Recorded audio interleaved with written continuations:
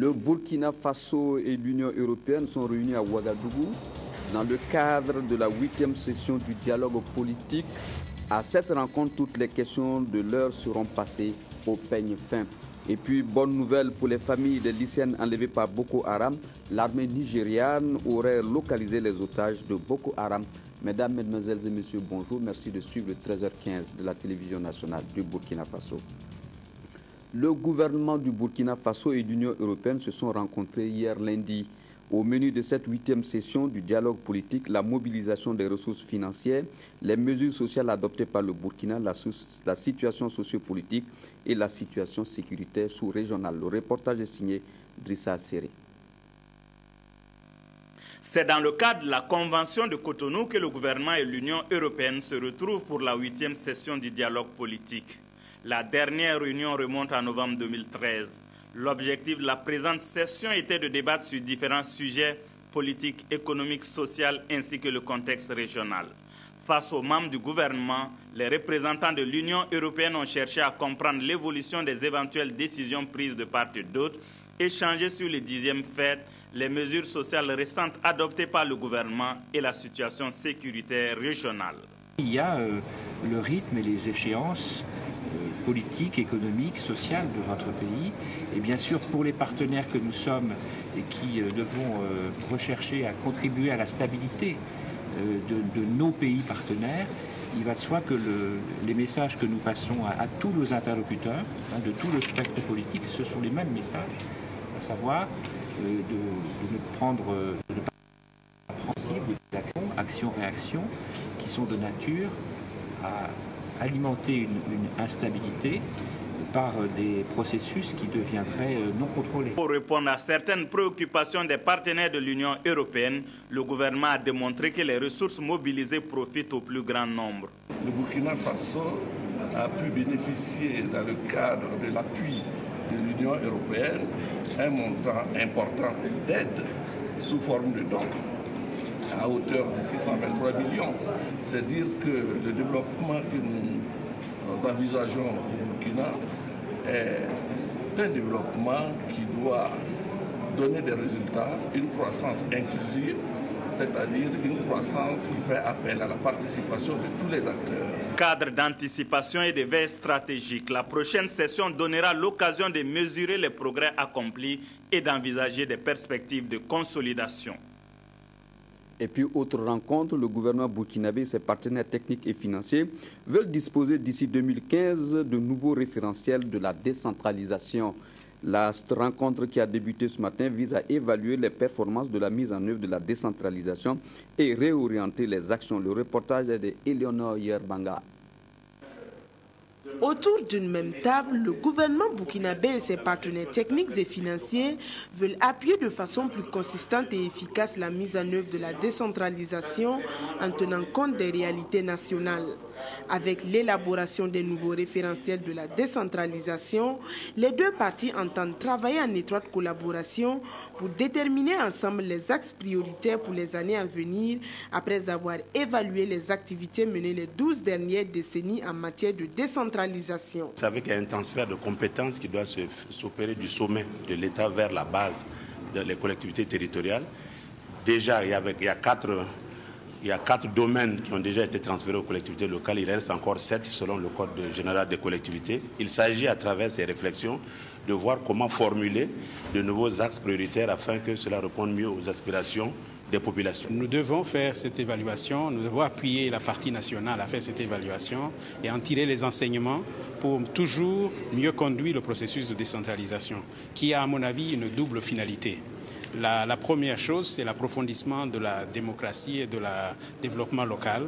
Deuxièmement, c'est bien au niveau de l'ensemble du pays que le développement doit se faire. Et donc, pour atteindre toutes les couches de la population, il faut bien passer par la décentralisation. Un comité de suivi a d'ailleurs été installé à cette cérémonie de lancement du processus. Il sera chargé de faire en un an l'état des lieux approfondi de la décentralisation, sa vision prospective nationale, son nouveau plan stratégique et la relecture du Code général des collectivités territoriales. Le processus, il est participatif.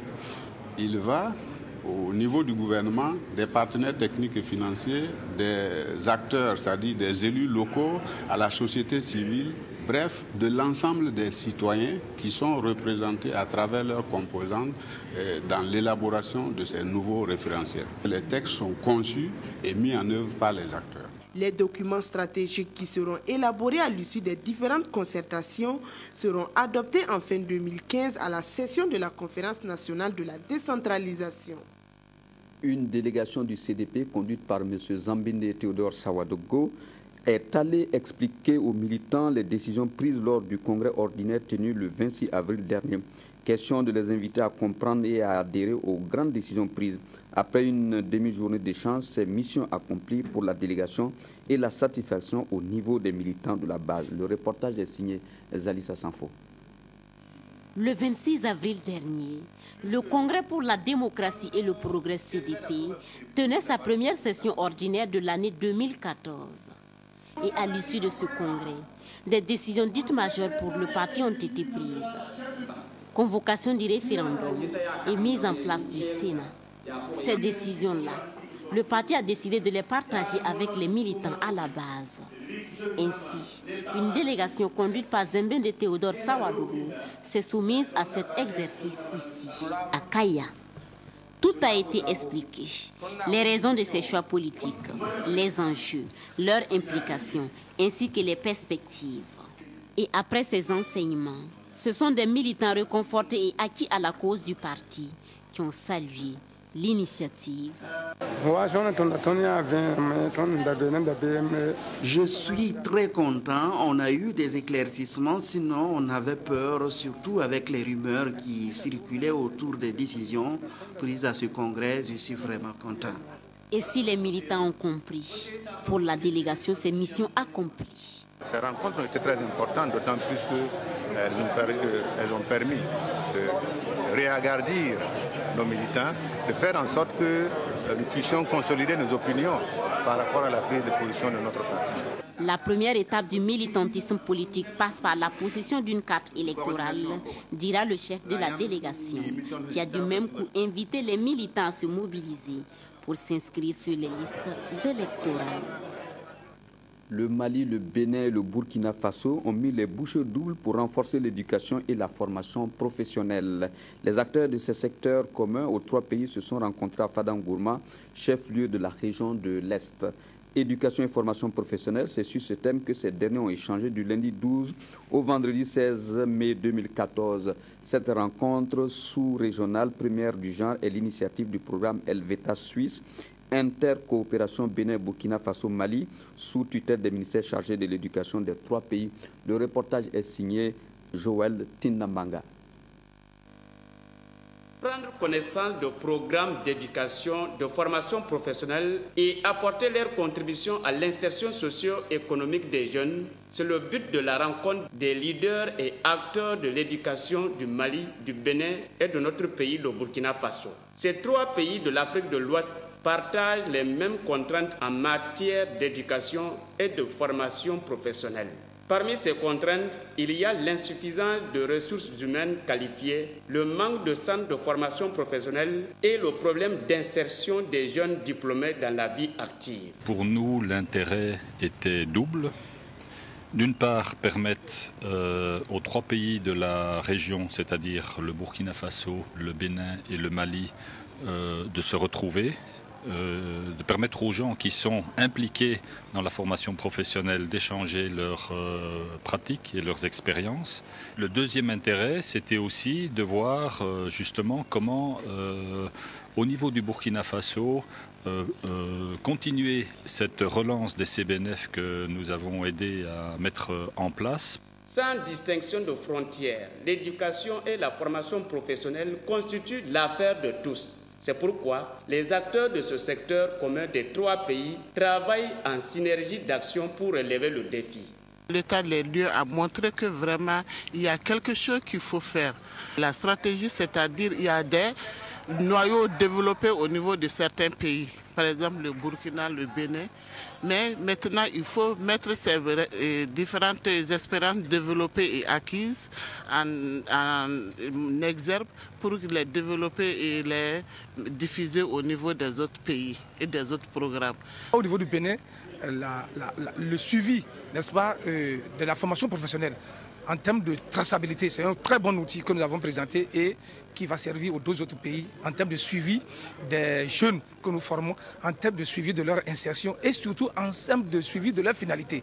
À l'issue de cet atelier sous-régional, les participants ont demandé à la coopération suisse de continuer son appui afin que ce genre de rencontres, d'échanges et d'expériences sur l'éducation des pays bénéficiaires soit pérenne. Agriculture à présent, les outils de résilience pour des systèmes de semences durables face au changement climatique. Objet d'un atelier qui a débuté hier à Ouagadougou. Les chercheurs devant les changements climatiques doivent trouver des semences adaptées. Le reportage est signé Adama Koulibaly. Pays essentiellement agricole, les ressources phytogénétiques agricoles au Burkina Faso sont importantes en matière de sécurité alimentaire. Ces ressources phytogénétiques, dont les principales sont le maïs, le mil ou encore le sorgho, sont soumises à des agressions multiples qui menacent leur existence. Cette problématique est au centre de cet atelier sur les outils de résilience pour des systèmes de semences durables face au changement climatique.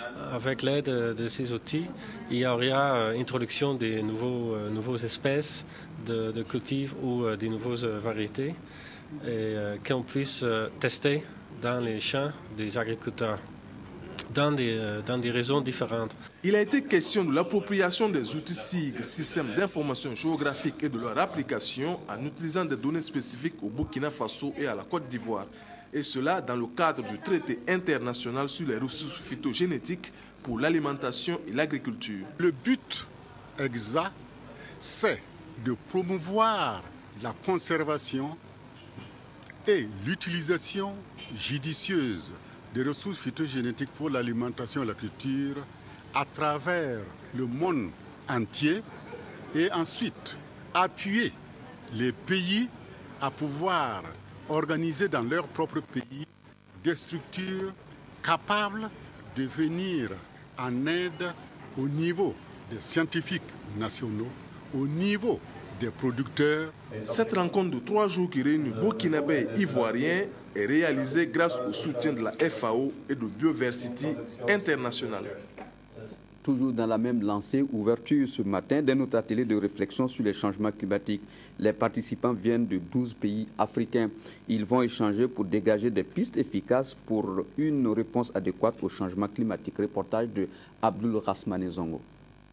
Des experts en communication de 12 pays africains réfléchissent à Ouagadougou sur comment minimiser les impacts du dérèglement climatique.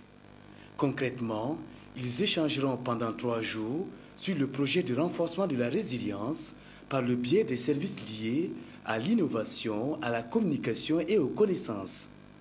Aujourd'hui, on a réuni les communicateurs, parce que la communication est une dimension fondamentale de toute action. Vous pouvez faire des choses très intéressantes, très belles, très efficaces. Si vous n'en parlez pas, c'est comme si vous vouliez garder les secrets de ce que vous faites. Et donc, durant ces 3 jours, nous allons travailler avec les communicateurs sur la meilleure stratégie pour diffuser les connaissances, pour diffuser les bonnes pratiques, pour influencer les décideurs politiques tout au long des 6 ans de ce programme. De fortes recommandations sont attendues à la fin du séminaire afin de contribuer à une meilleure riposte contre les changements climatiques. Une équipe de maintenance de la Société nationale burkinabé de l'électricité était le vendredi 23 mai à Yendéré, dans la commune rurale de Nyangoloko. Objectif, dépanner la ligne 255 de l'interconnexion Côte d'Ivoire-Burkina Faso. Le dépannage a occasionné des délestages dans certains quartiers de Ouagadougou et de Bobo-Dioulasso. Le constat de Karim Sissé. Certains quartiers de Bobo-Dioulasso et de Ouagadougou ont connu des délestages dans la matinée du samedi 24 mai. La cause, une équipe de maintenance de la Société nationale burkinabé d'électricité Sonabel était en plein travaux sur la ligne 255 à Yendéré, dans la commune rurale de Nyangoloko. Nous avons constaté une anomalie sur notre câble de garde. Le câble de garde, c'est les 2 fils qui sont en haut des 3 là. Ces 2 fils sont chargés de protéger les 3 conducteurs en bas contre les coups de foudre. Donc il y a un brin qui était détaché. Donc c'est ces brins-là que nous sommes venus mettre en place. Parce que bon, si on laissait longtemps, la situation pourrait se dégrader et que ça allait amener d'autres problèmes à la ligne. Au moins, une fois par mois, l'équipe de maintenance de la nationale de l'électricité effectue des sorties de terrain. Des sorties pour vérifier s'il n'y a pas d'anomalie sur les lignes. Et c'est dans ce cadre qu'en avril dernier, cette panne a été détectée. C'est le 15 avril, nous avons fait une visite sur le terrain. Ces visites sont périodiques, en moyenne chaque mois. On regarde les lignes, on constate toutes les anomalies et on les recense dans un cahier. Et bon, à la fin, on fait une synthèse, on regarde les pannes les plus urgentes. Bon, si on a l'occasion de faire une coupure, on fait la coupure et on vient réparer. Ces genres de dépannage exigent un certain nombre de précautions. D'abord, communiquer avec la base pour la consignation de la ligne. En plus, il faut une vérification manuelle pour s'assurer de l'absence de tension. Comme c'est dans nos attributions, on est quelque peu habitué. Donc bon, on peut dire c'est une opération de routine, quoique elle n'est pas aisée. Bon, on se sent à l'aise, on se trouve dans notre élément. Après plus de 3 heures d'horloge de travail, l'équipe a pu dépanner la ligne. Et la satisfaction se lisait sur les visages. Le ministère de l'économie et des finances et celui de la communication sont en concertation à Ouagadougou. Les 2 ministères se penchent sur le programme budgétaire du ministère de la Communication et la mise en œuvre du budget programme en phase expérimentale dans notre pays. Le reportage est signé Moumouni Soubeiga. Tout comme les autres ministères et institutions, le département de la communication se prépare pour la mise en œuvre du budget programme. C'est une directive de l'UEMOA qui est à sa phase expérimentale au Burkina et l'heure est à l'adoption d'un programme budgétaire ou maquette. Pour le moment, c'est l'échange communautaire qui est visé, qui est du 1er janvier donc, 2017. Et pour le moment, nous mettons tout en œuvre pour être au rendez-vous. Aujourd'hui, tous les ministères et institutions sont donc dans l'exercice. Ils élaborent donc des budgets programmes expérimentaux pour que chacun de nous soit prêt. Permettre l'accès des populations aux moyens d'information et de communication, c'est l'objectif du département de la communication.